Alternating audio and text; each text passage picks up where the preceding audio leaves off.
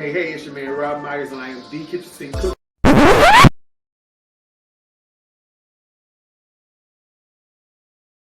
So I first got my love for cooking, well, I won't call it love, maybe a curiosity for cooking at around the age of 10. And I started off with stuff like fried eggs, boiling hot dogs and sausages and things like that. But I didn't really get deep into cooking until I took home ec in middle school. Now remember, this was the 90s, so boys taking home ec was not the move. But luckily, I had a dad who was a country boy. And so because he was from Mississippi, he didn't mind anybody learning their way around the kitchen. But also, he was military. So being a military brat, he was passionate about survival skills. And one of those things that I needed for survival was for me to be able to be self-sufficient, including learning my way around the kitchen. So I took home ec, and I had Miss Tooks. And speaking of military, she was like a drill sergeant. But I loved her class because it allowed me to explore all parts of the kitchen and learn how to use the stove and temperatures and how the weather even played a factor in how you cooked in altitudes. Just things about the kitchen I never even knew existed. So from there, it really transformed and shifted how I thought about how to use things in the kitchen. So obviously, those necessity skills really kicked in when I got to around my second year in college. Not really having a meal plan anymore and having to cook my own food meant I had to now explore all those things I learned way back when in middle school and really put them to use in the kitchen. And so as I began to explore cooking shows and learned about recipes and elevated my palate beyond ranch dressing and ketchup, I really found a kinship in table seasonings and people having their own seasonings. So I knew that if I ever created a cookbook or had a show, I wanted to have my own seasoning branded after me. So what I've created is a kitchen sink seasoning.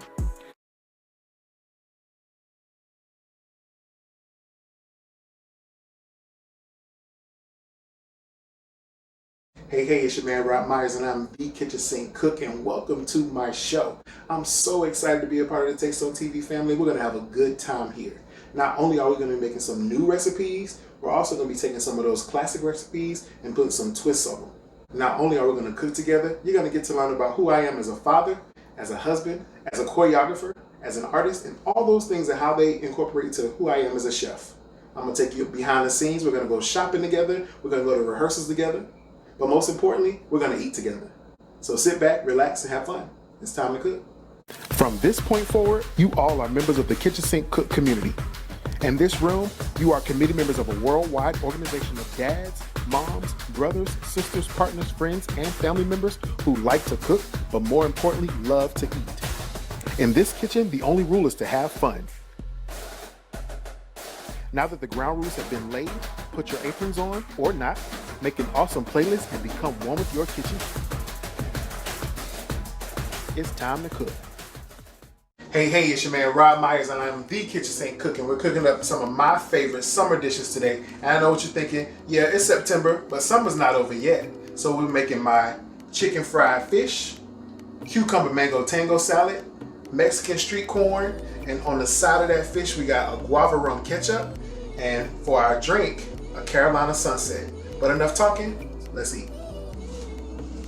All right, let's get started on our fish. In a medium bowl, combine equal parts hot sauce and mustard, then whisk until evenly incorporated. You might find that you don't have enough dredge, and that's all right. Just keep adding equal parts until you have enough to coat all of your fish. Now that that's done, in a separate bowl, combine flour and your favorite seafood seasoning, then whisk together evenly.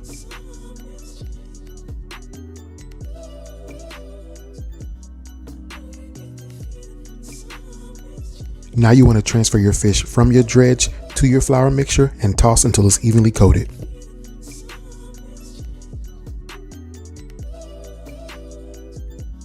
Now repeat that process until all of your fish is evenly coated in the flour mixture. And if you notice, I'm frying catfish. You can use whatever fish you like, but in my house, if we're frying fish, it's got to be catfish.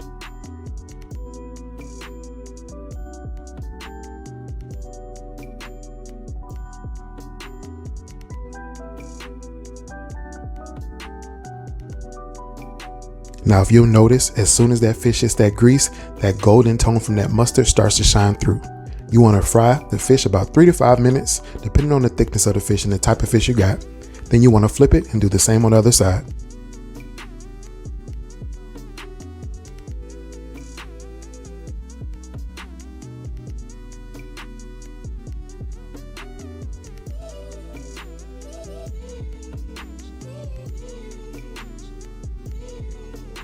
Now once your fish is all nice and golden brown and crispy, you want to transport it to a cooling rack. Please don't use a paper towel, that's going to make your fish soggy, and ain't nothing worse than some soggy fried fish. Amen?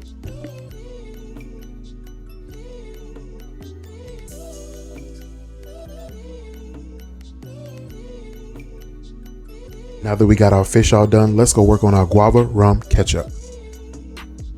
So now we're going to go into our Ask Chef Rob segment, where people from the kitchen sink community get to ask me questions. You ask, I tell.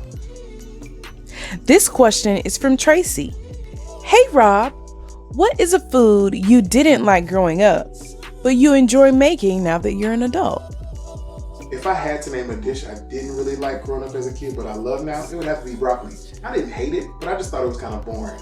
But luckily I'm from the South and we know how to fry everything. So I make fried broccoli fritters. Let me show you. Man, I sure would have loved broccoli more if I had these broccoli fritters in my life when I was growing up. But that's all right. I'm gonna elevate all of our broccoli palettes. For this recipe, you need 1 pound of broccoli florets boiled, 2 eggs whisked, 1/4 cup of Parmesan cheese, 1/4 cup of cheddar cheese, 1/4 cup of all-purpose flour, 1 teaspoon of kitchen sink seasoning, and 1/4 teaspoon of red pepper flakes. Oh, and this is another shameless plug for that kitchen sink seasoning. You can go to therobbamyers.com and pick up a cookbook and make it yourself, or you can order a bottle. Either way, I got you covered. Now that you got all your ingredients together, you want to give your broccoli a rough chop, but not too small or your fritters will be mushy. Now you want to transport that chopped broccoli to a large mixing bowl and add the eggs and the remaining ingredients. The best part about this fritter recipe is that the batter is pretty much interchangeable with any vegetable. You can do corn, you can do carrots, you can do squash, you can do zucchini, you can even do cauliflower. Try it out. Once your batter is formed, you want to scoop spoonfuls of the batter into the hot grease and flatten like a pancake. But don't overwork your batter too much or it'll fall apart, and ain't nobody got time for that.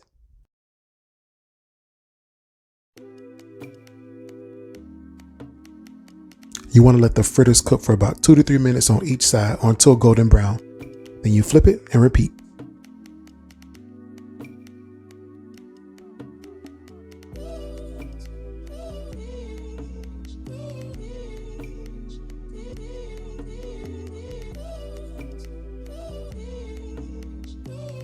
Once the fritters are done, you want to drain the fritters on a cooling rack, not a paper towel. Remember, you want to keep them crispy, not soggy, and then you serve them.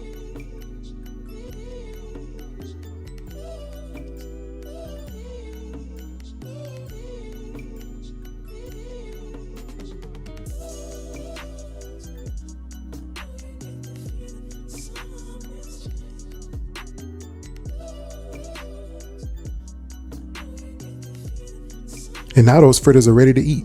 You can serve them as a meatless Monday entree, or you can serve them as a side dish. I like mine with a little ranch dressing on the side.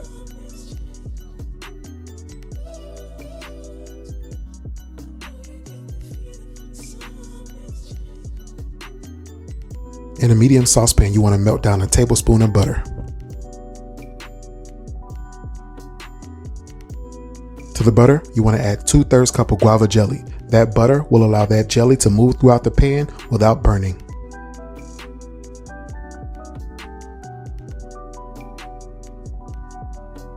Next, you'll add 1/3 cup of ketchup to the guava jelly, and you'll notice a syrupy consistency starts to form.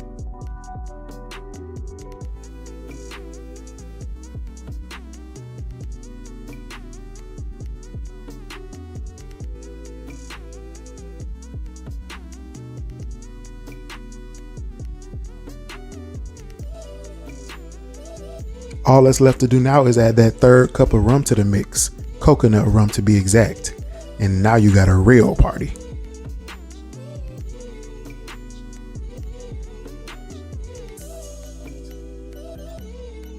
You want to keep stirring that around until we get a silky smooth texture to our sauce. Then you remove it from the heat and we'll go work on our cucumber mango tango salad. Dante asks, Rob, I love how you approach cooking, but what would you say is your signature dish?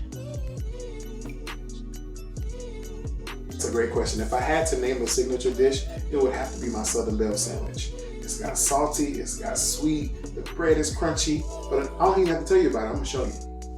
Now my Southern Belle sandwich is actually a recipe within a recipe. So first we gotta make my millennium style collard greens. So we'll start with a pound of collard greens, 2.5 cups of water, a 1/4 teaspoon of sea salt, a 1/4 teaspoon of black pepper, 2 teaspoons of garlic paste, 1 teaspoon of sugar, a 1/2 tablespoon of apple cider vinegar or vinegar, 1 tablespoon of hot sauce, 1 Lipton onion soup packet, and a tablespoon of lemon juice. Then you'll let that simmer and cook together for about 45 minutes or until it's nice and soft. And now we'll get started on our bread.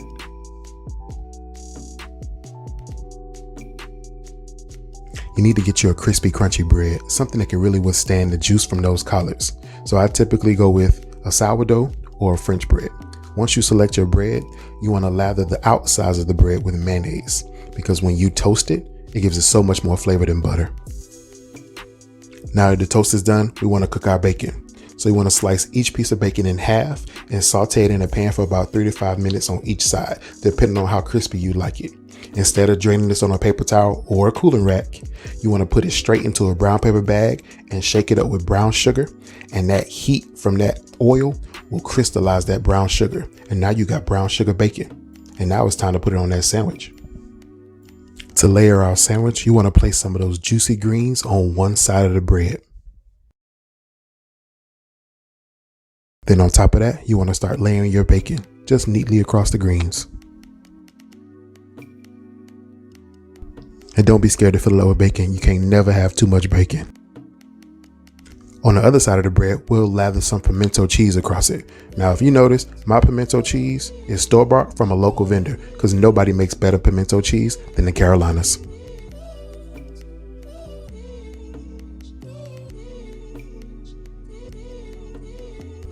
Then you close that sandwich up, slice it in half, and voila.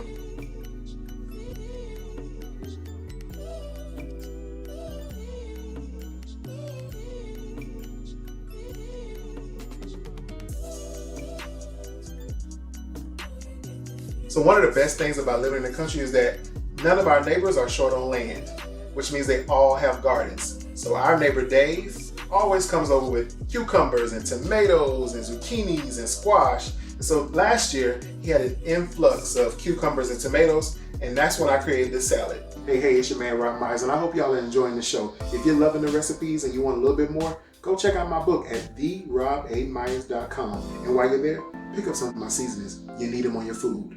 You do. This is the perfect side dish when you got your entree figured out, but you don't really know what you want to do next to the side, because it's quick, because there's no cooking involved. It's light because it's fruit and vegetables, and it looks good. And like I always say, if it looks good, it eats good. So let's get started. So we're gonna get our dressing going first. We got 2 tablespoons of olive oil, 1 tablespoon of red wine vinegar, 1 tablespoon of honey,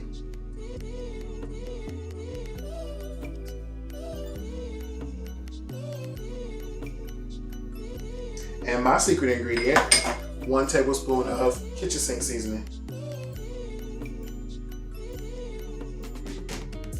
The whisk is your best friend when it comes to this vinaigrette. You want to whisk until the vinegar breaks down the honey and the olive oil, and the consistency should be fairly loose, but you want to make sure it's evenly incorporated. Once your vinaigrette is done, you want to set that to the side, and we'll keep working on the salad. So now that we got our dressing mixed up, we're going to go ahead and combine all of our ingredients. So we'll start with our cucumbers,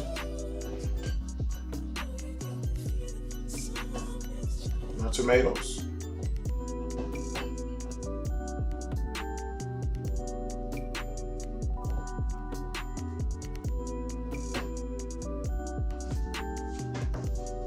and then the star of the show, the mangoes,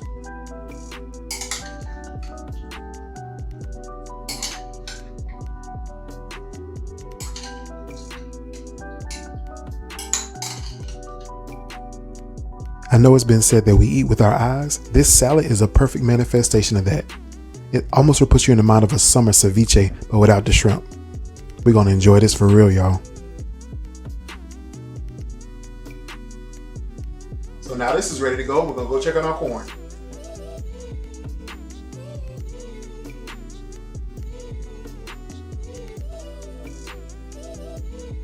So like I said earlier, this meal is all about quick and easy.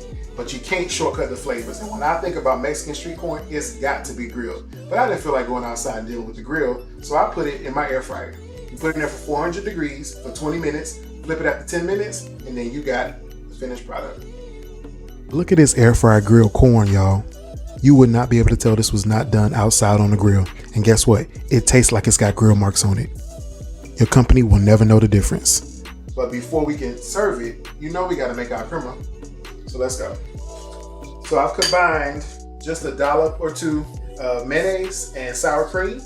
And so we'll stir that up together till that's smooth. Now I've had all kinds of cremas, but mine is my favorite. And yeah, I'm biased. I mean, some people do too much and some people don't do enough. For me, I keep it simple, but it's tasty. That sour cream gives it that bite you want. That mayonnaise gives it that silky smooth texture that you need. And then that chili lime seasoning just takes it over the edge. Oh, and don't forget about that squeeze of fresh lime.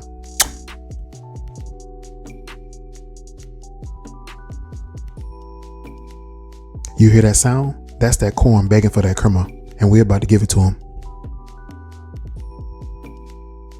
So now that mixture is smooth and creamy, you just want to get it across your corn. And there's no right or wrong way to do it. You just want to cover your corn evenly. Smooth that out, like so. And then once it's covered the way you like it, you add your cotija cheese.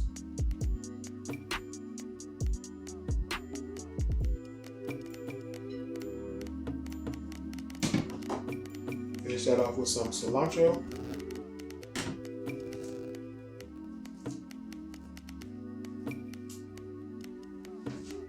Another squeeze of fresh lime juice.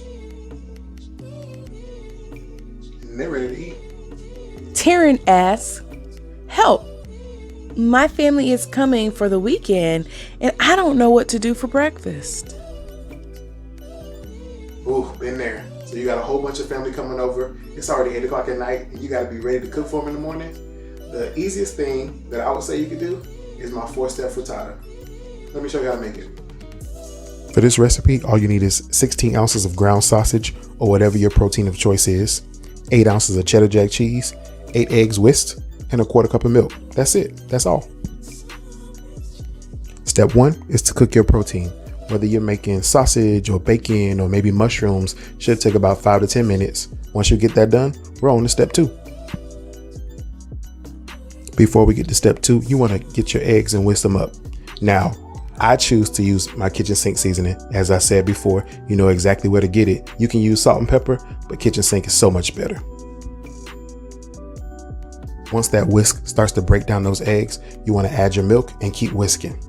Once that's evenly incorporated, you want to pour your mixture into a 9x13 dish or a 6-quart oven-safe pan. I prefer cast iron. For step 3, you want to accessorize your eggs. I know you probably never thought about the word accessorize like that. This just means to add your protein to it. So whether you're doing bacon or sausage or mushrooms, you can also add some onions, some peppers, some tomatoes, some potatoes, you name it. Don't forget your cheese on top. Once you sprinkle that cheese across the top, step 4 is to bake it and eat it. You want to bake it in a 350-degree oven for 30 to 45 minutes or until those eggs are nice and firm and those edges are crispy. You take that bad boy out of the oven, and if it ain't bubbly, it ain't ready. And because my wife prefers her breakfast more sweet than savory, I just brush a little maple syrup on the top, and I'm just extra like that. You can do hot sauce, you can do sour cream, or you can just eat it as is because it's bomb.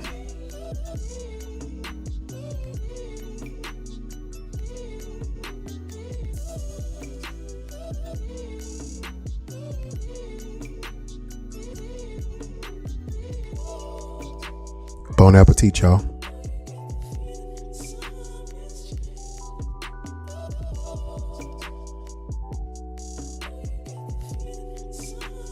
And you know I wasn't gonna let you go without a drink. And so this is my Carolina sunset because I live in North Carolina and it's my favorite time of the day. So we're gonna start with our pineapple juice. Just equal parts of each. Then we got some fresh squeezed lemonade.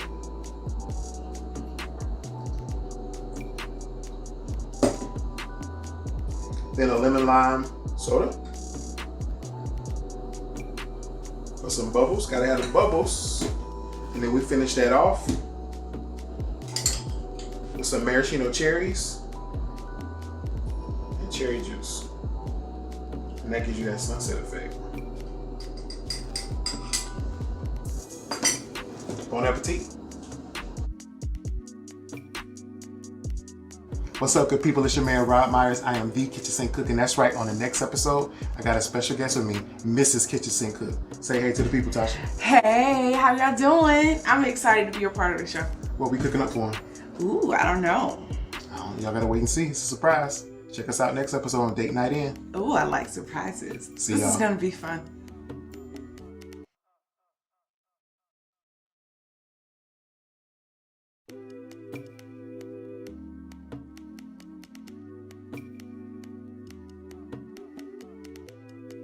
When you think about what summer is, this really is a perfect combination. It's fresh, it's bright, it's vibrant, and it's delicious. But you have to take my word for it, because I'm going to dig in, and I'll see y'all next time.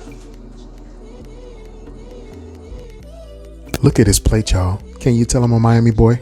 I just made the whole 305 happy. That thing was so good I had to dance a little bit. I didn't even know the cameras caught me.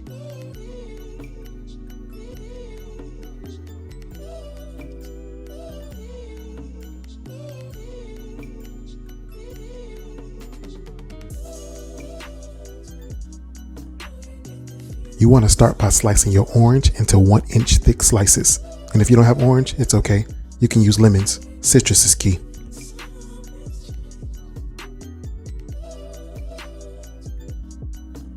After that, fill a large pot halfway full of water. Take your orange slices and arrange them in the water. Once all your oranges are floating in the water, you want to sprinkle a generous amount of cinnamon to the water.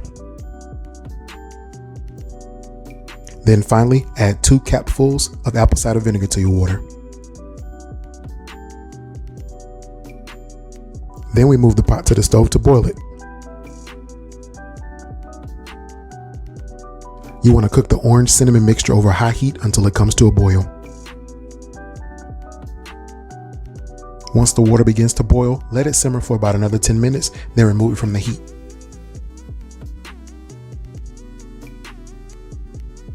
Now, not only have you eliminated the fried fish smell, it smells like fall harvest. And now we're hungry again.